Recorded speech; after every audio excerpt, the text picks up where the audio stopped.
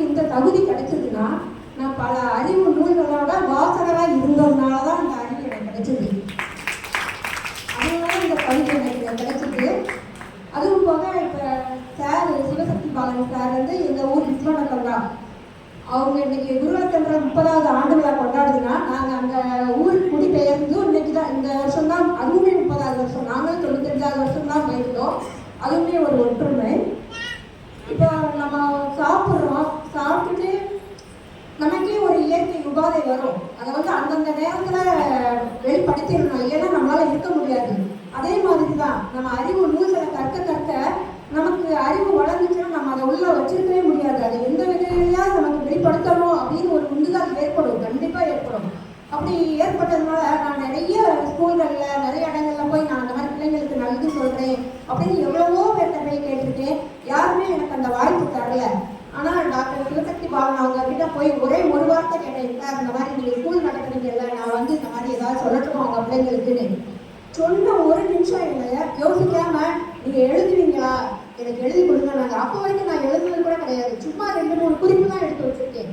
அவங்க சொன்னதுலேருந்து இப்போ 2.5 வருஷமா அர்த்தமுள்ள இந்தியமனோங்கிற தலைப்புல குடும்பத்தினர்ல திருமகள்ங்கிற புனை பெயர்ல எழுதிக்கிட்டு இருக்கேன். அதுக்கு டாக்டர் அவர்களுக்கு நான் என்னோட வணக்கத்தை தெரிவித்துக் கொள்கிறேன். அடுத்து மரக்கோணலை பஞ்சு நூல் நீக்கும், மனக்கோணலை அறிவு நூல் நீக்கும். அதாவது இப்போ ஒரு மரம் வந்து நம்ம கட்சி வேலை செஞ்சு அதை ஒரு இதாக செய்யணும்னா அதை நீங்கள் பார்த்துருப்பீங்க. ஆசாரி வந்து நூல் பிடிச்சி அதெல்லாம் கட் பண்ணி அந்த மரத்தெல்லாம் செம்மைப்படுத்துவாங்க. ஒரு கட்டடம் கட்டுறவொடனே ஒரு வீடு நேராகணும்னா அந்த மாதிரி நூல் வச்சு தான் பண்ணுவாங்க. அதே மாதிரி நம்ம மனதை பக்குவப்படுத்தணும்னா அது வந்து அறிவு சார்ந்த நல்ல நூல்களை நம்ம படிக்கணும். அதே மாதிரி அவங்க குருகுலத்தவர்களை வந்து லோகோ என்ன போட்டிருப்பாங்க அப்படின்னா ஒழுக்கம், பக்தி, உயர்வு. அதாவது நமக்கு ஒரு குழந்தைக்கு நம்ம போதிக்கக்கூடியது ஒழுக்கம் தான்.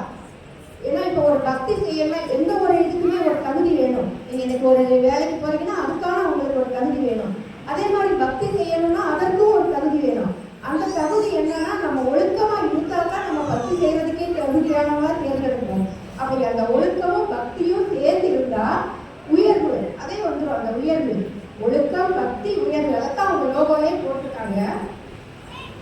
அந்த வகையில் குருகுலத்தினர் இந்த இதழ் வந்து வாசகர்களை வந்து மனதை செதுக்கிற விதமா அதோட சிறப்பான பணியை இந்த 30 வருஷமா செஞ்சுட்டு இருக்கு. இன்னும் பல வருஷங்கள் வந்து அதோட பணியை செஞ்சு இன்னும் பல ஆண்டு விழாக்களை கொண்டாடணும் அப்படின்னு சொல்லி இயற்கையை நான் வேண்டுகிறேன்.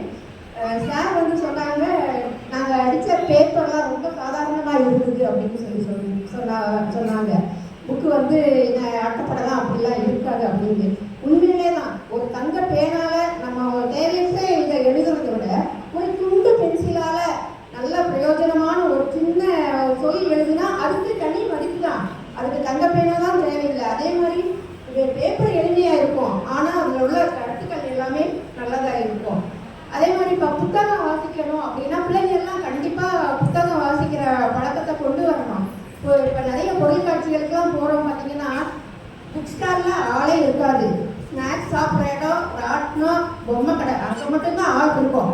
ஆனால் புத்தகம் வந்து எப்படின்னா இப்போ நீங்கள் ஒரு பலூன் இருக்கு பார்த்துருக்கீங்களா, அந்த பலூன் வந்து மேலே ஆக்சிஜன் பலூன் மேலே பறக்கும். ஆனால் அந்த பலூனோட சேர்ந்து நூலும் பறக்கும் பார்த்துருக்கீங்களா? நூல் தனியாக விட்டா பறக்குமா? பறக்காது. அந்த பலூனை பிடிச்சிக்கிட்டா அந்த நூல் பறக்கும். அதே மாதிரி நீங்கள் புத்தகங்களை கையில் வச்சுக்கிட்டீங்கன்னா உங்களோட வாழ்க்கை வந்து உயர்தரமான இடத்துக்கு போகும். அதனால கண்டிப்பாக இன்னைக்கெல்லாம் புக்கு இருக்கு, வாங்கிட்டு போங்க. என்னைக்குதான் அது உங்களுக்கு பயன்படும். இங்கே இல்லை, எங்கே போனாலுமே புக்கோட விலை ஒரு 10 ரூபா தான். ஒரு டீ சாப்பிட்டோம்னா 10 ரூபா வந்துருக்கு. ஒரு புக்கு வாங்குற பழக்கத்தை கொண்டு வாங்க. அது உங்களுக்கு கண்டிப்பாக எல்லா நேரத்திலும் உங்களுக்கு இதாக இருக்கும். அடுத்து ஐயா சொன்னாங்க மெக்காலையில் நம்ம இந்தியர்கள் இதை பற்றி சொன்னாங்க. உண்மையிலே அது வந்து அந்நேரம் அது வந்து ரொம்ப மகிழ்ச்சியாக தான் இருந்தது. ஆனால் இப்போ நம்ம நாடு இருக்கிற நிலைமையை பார்த்தா எனக்கு கொஞ்சம் அது வருத்தமாக தான் இருக்கு.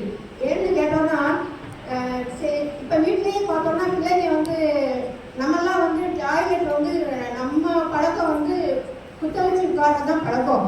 ஆனால் இப்போ பார்த்தீங்கன்னா வெஸ்டர்ன் சென்னையில் என் பையன் வீட்டுக்கு போயிட்டு அந்த மாதிரி டாய்லெட்டே கிடையாது, வெஸ்டர்ன் தான்.